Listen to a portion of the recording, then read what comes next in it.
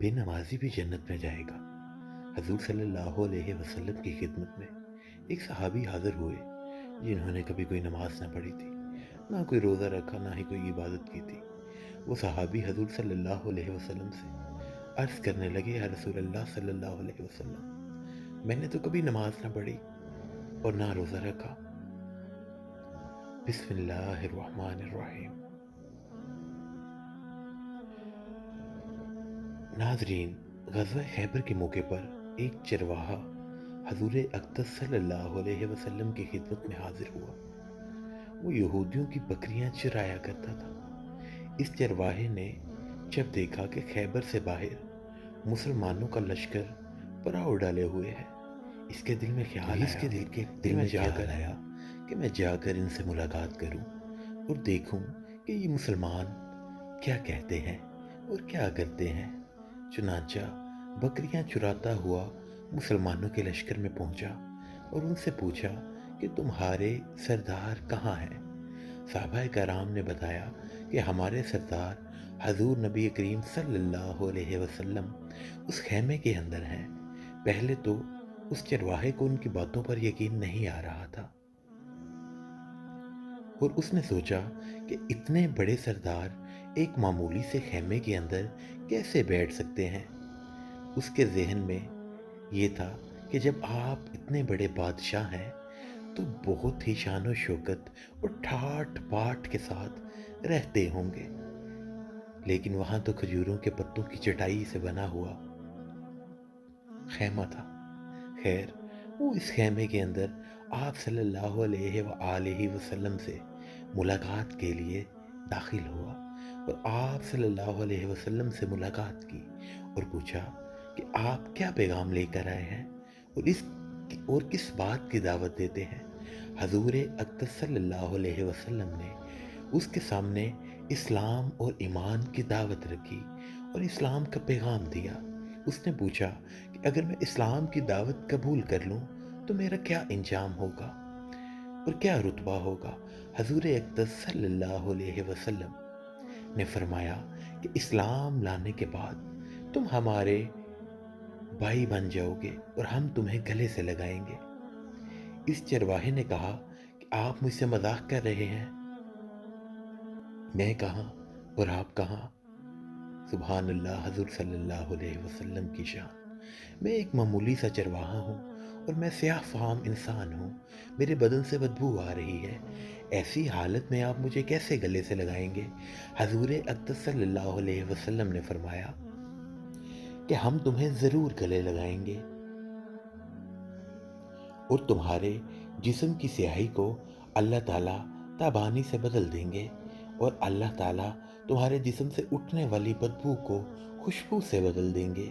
یہ باتیں سن کر وہ فوراً کلمہ شہادت پڑھ کر مسلمان ہو گیا۔ پھر حضور اقدس صلی اللہ علیہ وسلم سے پوچھا کہ یا رسول اللہ، اب میں کیا کروں؟ آپ صلی اللہ علیہ وسلم نے فرمایا، تم ایسے وقت پر ایمان لائے ہو کہ نہ تو اس وقت کسی نماز کا وقت ہے کہ تم سے نماز پڑھاؤں اور نہ ہی روزے کا زمانہ ہے کہ تم سے روزے رکھواؤں، اور زکوٰۃ تم پر فرض نہیں ہے۔ اس وقت صرف ایک عبادت ہو رہی ہے جو تلواروں کی چھاؤں میں انجام دی جاتی ہے، اور وہ جہاد ہے۔ اس چرواہے نے کہا، یا رسول اللہ صلی اللہ علیہ وسلم، میں اس جہاد میں شامل ہو جاتا ہوں، لیکن جو شخص جہاد میں شامل ہوتا ہے اس کے لیے دعا میں ایک صورت ہوتی ہے، غازی یا شہید۔ تو اگر میں جہاد میں شہید ہو جاؤں تو وہاں میری کوئی ضمانت ہوگی؟ حضور اقدس صلی اللہ علیہ وسلم نے فرمایا کہ میں اس بات کی ضمانت لیتا ہوں کہ اگر تم اس جہاد میں شہید ہو گئے تو اللہ تعالیٰ تمہیں جنت میں پہنچا دیں گے اور تمہارے جسم کی بدبو کو خوشبو میں تبدیل فرما دیں گے اور تمہارے چہرے کی سیاہی کو سفیدی میں تبدیل فرما دیں گے۔ چونکہ وہ چرواہا یہودیوں کی بکریاں چراتا ہوا وہاں پہنچا تھا، اس لیے حضور اقدس صلی اللہ علیہ وسلم نے فرمایا کہ تم جو بکریاں لے کر آئے ہو ان کو جا کر واپس کرو، اس لیے کہ یہ بکریاں تمہارے پاس امانت ہے۔ اس سے اندازہ لگائیں کہ جن لوگوں کے ساتھ جنگ ہو رہی ہے، جن کا محاصرہ کیا ہوا ہے، ان کا مال غنیمت ہے، لیکن چونکہ وہ چرواہا بکریاں معاہدے پر لے کر آیا تھا، اس لیے آپ نے حکم دیا کہ پہلے وہ بکریاں واپس دے کر آؤ، پھر آ کر جہاد میں شامل ہونا۔ چنانچہ اس چرواہے نے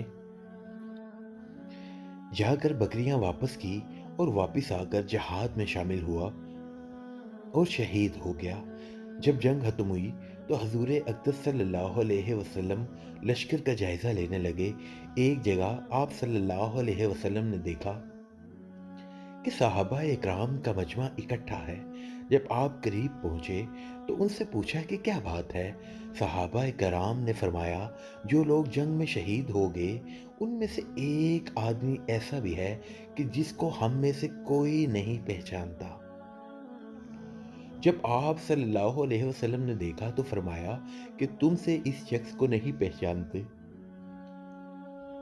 مگر میں اس شخص کو پہچانتا ہوں۔